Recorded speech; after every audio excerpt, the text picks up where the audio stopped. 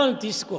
Here you have milk. ఆ పాలను ఒక పాత్రలో పెట్టుకొని వెన్నెక్కడ వెన్నెక్కడ వెన్నెక్కడ వెన్నెక్కడ అని 10 దినములు నీవు ప్రయత్నించినప్పటికీ ఆ పాలు పాడైపోతుంది, కానీ వెన్న నీకు సాక్షాత్కరించదు.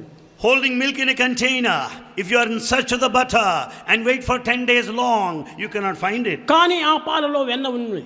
Yet there is butter there. అయితే దానిని వెన్నగా నీవు అనుభవించాలనుకుంటే, If you want experience, దానిని పెరుగుగా మార్చాలి. curdle it. ఆ పెరుగును తిరిగి మద్దన చేయాలి, సాధన.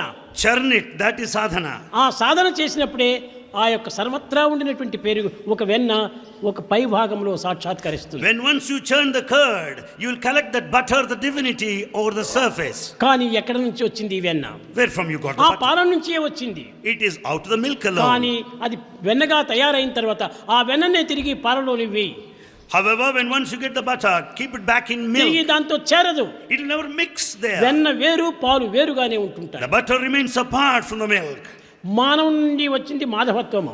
In fact, divinity has come out of man. నరం నుంచి వచ్చింది నారాయణత్వము. The divine principle has come out of విశ్వం నుంచి humanity. వచ్చినటువంటి విశ్వరూపము. And the divinity has come out of the కానీ universe. తిరిగి విశ్వంతో చేరదు. And it will never get back into that place. అయితే ఈ మానవునితో చేరదు. It will never join back the human quality. ప్రత్యేకంగానే ఉంటుంది. So it remains as it is. అయితే ఎప్పుడు దీన్ని మనం చేర్చుకోవాలి? Then how can we get ourselves ఆ mixed up? ప్రత్యేకంగా వచ్చినటువంటి వెన్నను మనం భుజించాలి. The butter which is so obtained has got to be ఆ partaken. భుజించినప్పుడే నీతో అది వెన్న సర్వత్రా వ్యాపించిపోతుంది. When once you accept that butter, it will get